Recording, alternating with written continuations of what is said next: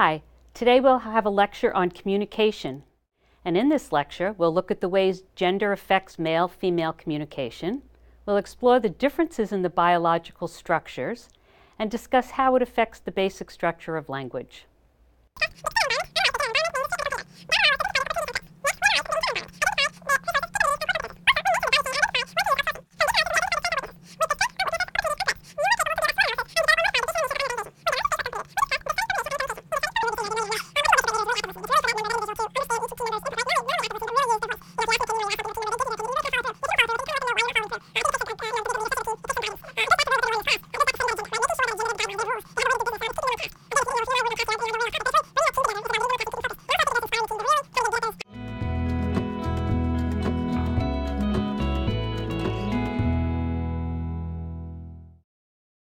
This observation led Pavlov to design an experiment to test this phenomenon.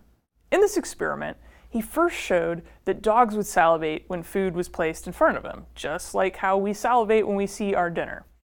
Salivating towards food is an unconditioned response, or UR.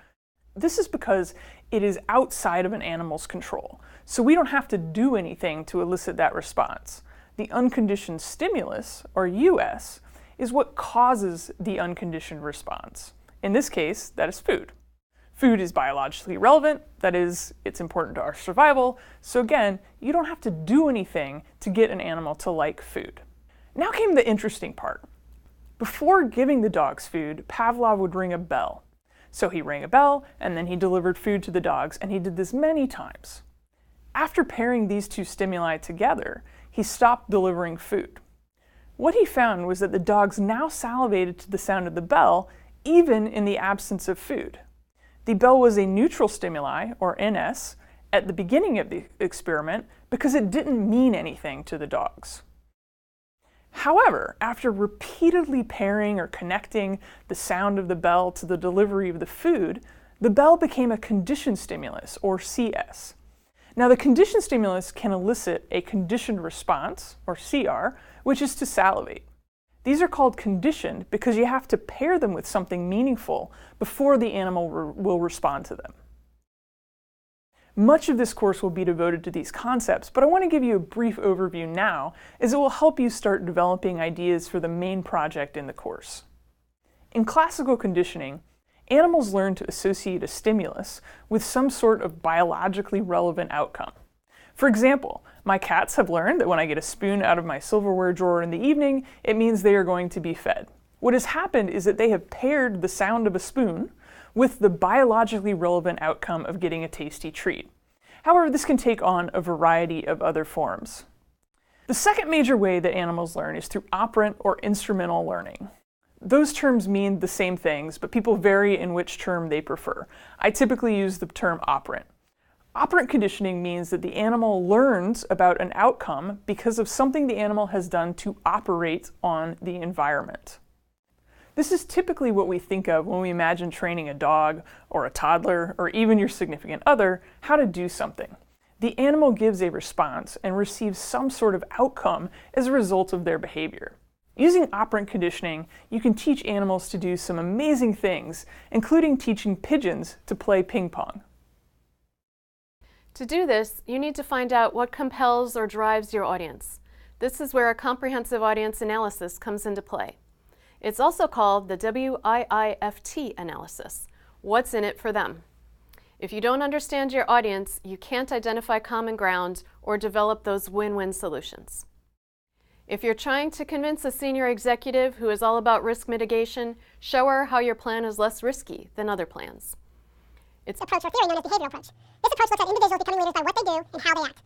You can see with this approach, leaders are not being evaluated on what they personally are doing in their actions toward their followers. With this approach, the leader's actions and ways of influence are the focus. It is taking more elements into account, such as tasks, goals, and needs. The leader is now concerned about the follower and the result of the decisions being made. Consider an individual that requires more coaching or support to achieve certain outcomes, versus an individual that works well by giving minimal guidance. The leader would have to use different techniques to motivate or inspire each individual to stay focused in on task. At the same time, both of these individuals may have different needs to remain motivated. Again, the leader must understand this and continue to strive to assist them through the issues and eventually achieve self-worth and success.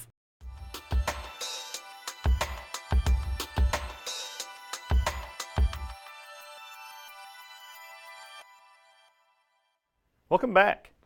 This week we will discuss Walt Disney's decision to call his cartoon character Mickey and not Mortimer. Sunday, November 18th, 1928, is a historic moment in time. It is the day that the premiere of Steamboat Willie debuted.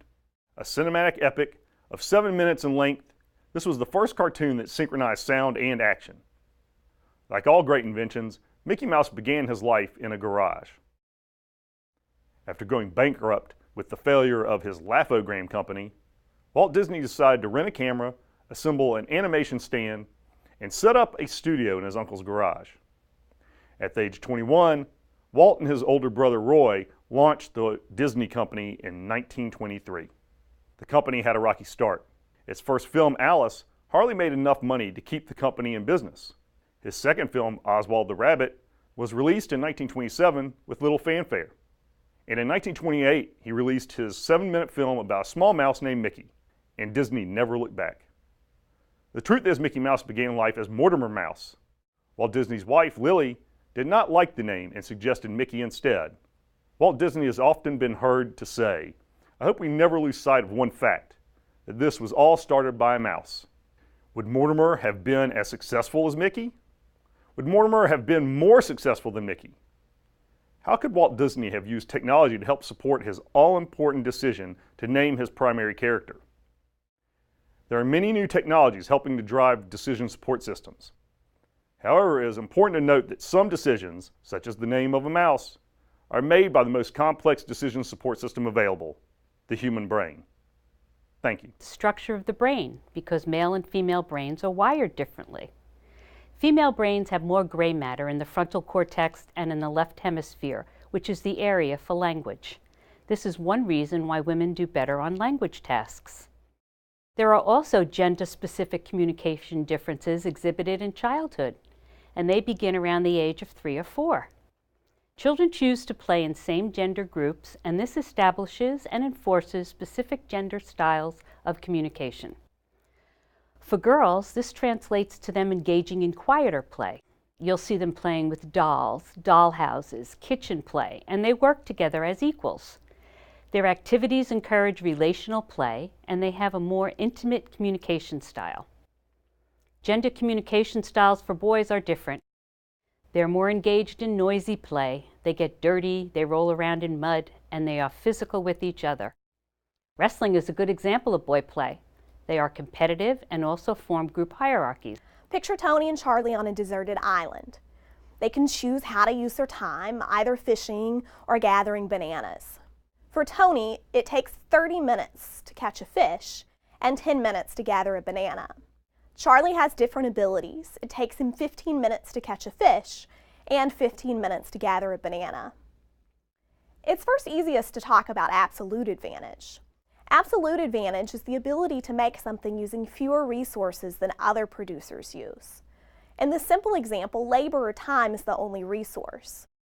Tony has the absolute advantage in banana production, and Charlie has the absolute advantage in fish production. Tony spends relatively less time producing a banana, 10 minutes instead of Charlie's 15, and Charlie's fish production takes only 15 minutes instead of Tony's 30.